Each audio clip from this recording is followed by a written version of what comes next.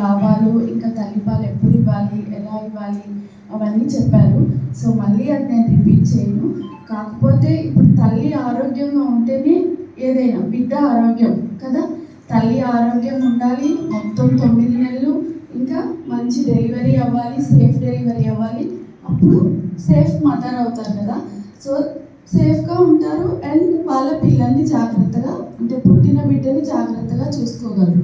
So ఇప్పుడు సేఫ్గా ఉండాలి, మొత్తం 9 నెలల జర్నీ అంతా సేఫ్గా ఉండాలంటే అసలు ఫస్ట్ మీరు ప్రెగ్నెన్సీ కన్ఫర్మ్ కాగానే చెకప్స్కి రావాలి, హాస్పిటల్కి రావాలి. వచ్చి మేడం వాళ్ళు, సార్ వాళ్ళు చెప్పిన అడ్వైజెస్ అన్నీ, అంటే వాళ్ళు ఏం చెప్పారు, ఏం టెస్టులు చేయించుకోమన్నారు, అవన్నీ జాగ్రత్తగా చేసుకోవాలి. ఏం చెప్తే అది. ఇంకా ప్రతిరోజు వ్యాయామం చేయాలి, పొద్దున సాయంత్రం మేడం వాళ్ళు అన్నీ చెప్తారు, అవన్నీ చూసుకొని వ్యాయామం చేసుకోవాలి.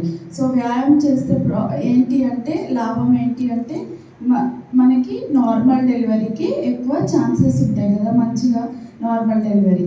అండ్ ఊరికే మా పాప నొప్పులు పడలేదు, లేకపోతే మా పాప తట్టుకోలేదు ఆపరేషన్ చేసింది, అలా చేయకూడదు. సో ఓపిక పట్టాలి, అన్ని సలహాలు తీసుకోవాలి.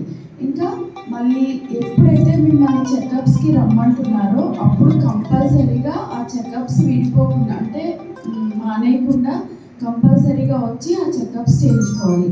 మళ్ళీ స్కానింగ్స్ ఎప్పుడు చేసుకోమంటున్నారు, టీఫా స్కాన్ అని ఉంటుంది కదా, బిడ్డ ఆరోగ్యం ఎలా ఉంది, బిడ్డ ఎదుగుదల ఎలా ఉంది, గ్రోత్ స్కాన్ అని అవన్నీ చెప్తారు కదా, అవన్నీ చక్కగా చూసుకొని పాటించాలి. ఇప్పుడు